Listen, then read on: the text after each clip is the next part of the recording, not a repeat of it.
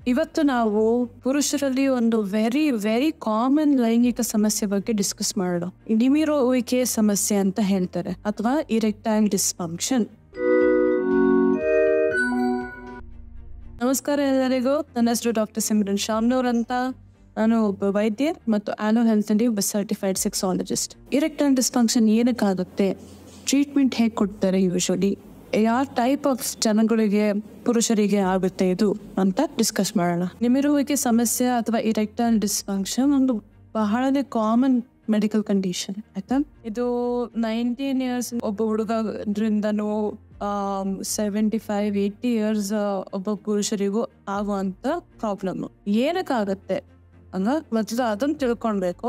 ಒಂದಿಷ್ಟು ರೀಸನ್ಸ್ಗಳಿದೆ. First reason ಅಂತ ಅಂದ್ರೆ ಮೆಡಿಕಲ್ ಕಂಡೀಷನ್ಸ್.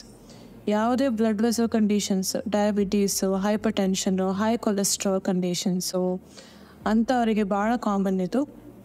ಇಲ್ಲ ಅಂತಂದರೆ ಹಾರ್ಮೋನಲ್ ಡೆಫಿಷಿಯನ್ಸೀಸ್ ಇರೋವಂಥ ಪುರುಷರಿಗೆ ಥೈರಾಯ್ಡ್ ಹೆಚ್ಚು ಕಡಿಮೆ ಇರ್ಬೋದು, ಜಾಸ್ತಿ ಇರ್ಬೋದು, ಕಡಿಮೆ ಇರ್ಬೋದು, ಅಥವಾ ಟೆಸ್ಟೋಸ್ಟೆರೋನ್ ಲೆವೆಲ್ಸ್ ಜಾಸ್ತಿ ಅಥವಾ ಕಡಿಮೆ ಇರಬಹುದು. ಓಕೆ. ಆ್ಯಂಡ್ ಫೈನಲಿ ನಿಮ್ಮ ನ್ಯೂಟ್ರಿಷನ್.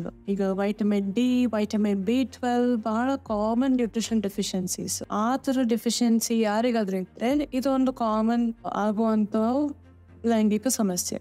ನೆಕ್ಸ್ಟ್ ಮೆಡಿಕಲ್ ಕಂಡೀಷನ್ಸ್ ಬಿಟ್ಟು ನೆಕ್ಸ್ಟ್ ನೋಡಿದ್ರೆ ನಿಮ್ಮ ಲೈಫ್ ಸ್ಟೈಲಲ್ಲಿ ಯೂಶಲಿ ಈಗ ನೋಡಬಹುದು, AC ಆಫೀಸಲ್ಲಿ ಕೂತ್ಕೊಂಡಿದ್ದೀವಿ, ದಿವಸ 8-10 ಗಂಟೆ ಕೆಲಸ ಮಾಡ್ತೀವಿ, ಫಿಸಿಕಲ್ ಆಕ್ಟಿವಿಟೀಸ್ ಇಲ್ಲ, ನಿದ್ದೆ ಸರಿಯಾಗಿ ಆಗ್ತಾ ಇಲ್ಲ, ನೀರು ಚೆನ್ನಾಗಿ ಕುಡಿತಾ ಇಲ್ಲ, ಊಟ ಸರಿಯಾಗಿ ಟೈಮಲ್ಲಿ ಮಾಡ್ತಾ ಇಲ್ಲ, ಮಾಡಿದ್ರು ಈ ಬೋಂಡಾ ಬಜ್ಜಿ ಅಂತಹ ಪದಾರ್ಥಗಳನ್ನು ತಿನ್ನೋದು ಜಾಸ್ತಿ ಅಂತ ಅಂದರೆ ಈ ಆಗೋವಂಥ ಈ ಸೆಕ್ಷುವಲ್ ಡಿಸ್ಫಂಕ್ಷನ್ ಮತ್ತೆ ಇನ್ನಷ್ಟು ಕಾಮನ್ ಆಗಿಬಿಡುತ್ತೆ. Okay. And finally very important ಕಾರಣ ಅಂತ ಅಂದರೆ ನಿಮ್ಮ ಮೆಂಟಲ್ ಹೆಲ್ತ್ ಅಲ್ವಾ.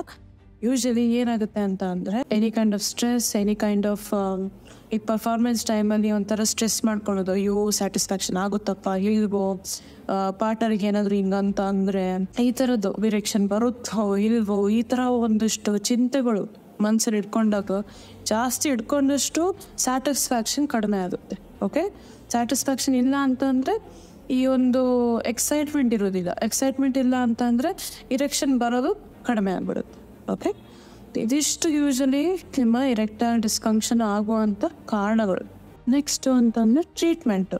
ಇದನ್ನ ಚಿಕಿತ್ಸೆ ಹೇಗೆ ನೀಡ್ತಾರೆ, ನಾನೇನು ಚಿಕಿತ್ಸೆ ಕೊಡ್ತೀನಿ ಅಂತ ಅಂದರೆ ಫಸ್ಟ್ ಆಫ್ ಆಲ್ ಏನಕ್ಕೆ ಆಗ್ತಾ ಇದೆ ಇದು ಈ ಸಮಸ್ಯೆ ಅಂತ ಕಂಡುಹಿಡಿಯೋದು. ಯೂಶಲಿ ಪೇಷಂಟ್ ಜೊತೆಗೆ ಮಾತಾಡಿಕೊಂಡು ಏನಪ್ಪ ಏನಾಗಿದೆ, ಇಷ್ಟು ದಿವಸದಿಂದ ಆಗಿದೆ, ಅಥವಾ ಏನಾದರೂ ಸ್ಟ್ರೆಸ್ ಇದೆನಾ ಕೆಲಸದಲ್ಲಿ, ಮನೆಯಲ್ಲಿ, ರಿಲೇಷನ್ಶಿಪ್ಪಲ್ಲಿ ಏನಾದರೂ ಸ್ಟ್ರೆಸ್ಗಳಿದೆನಾ, ಅಥವಾ ಪರ್ಫಾರ್ಮೆನ್ಸ್ ಬಗ್ಗೆನೇ ಚಿಂತೆ ಜಾಸ್ತಿ ಇದೆನಾ, ಅದ್ರದ್ದೆಲ್ಲ ತಿಳ್ಕೊಂಡು ನೆಕ್ಸ್ಟು ಬ್ಲಡ್ ಟೆಸ್ಟ್ ಇರುತ್ತೆ.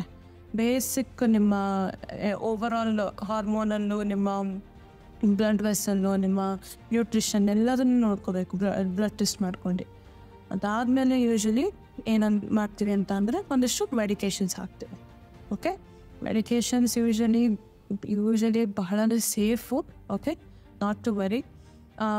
ಈ ಥರ ಒಂದು ಸಮಸ್ಯೆ ನಿಮಗೂ ಇದೆ, ನಿಮಗೆ ಒಂದು ಪರಿಹಾರ ನೀಡಬೇಕು ಅಂತ ಅಂದರೆ ಈ ಒಂದು ಲಿಂಕ್ ಕ್ಲಿಕ್ ಮಾಡ್ಕೊಳ್ಳಿ, ಕನ್ಸಲ್ಟೇಷನ್ ಬುಕ್ ಮಾಡ್ಕೊಳ್ಳಿ, ಒಂದು ಕನ್ಸಲ್ಟೇಷನ್ ತೊಗೊಂಡು ನೋಡಿ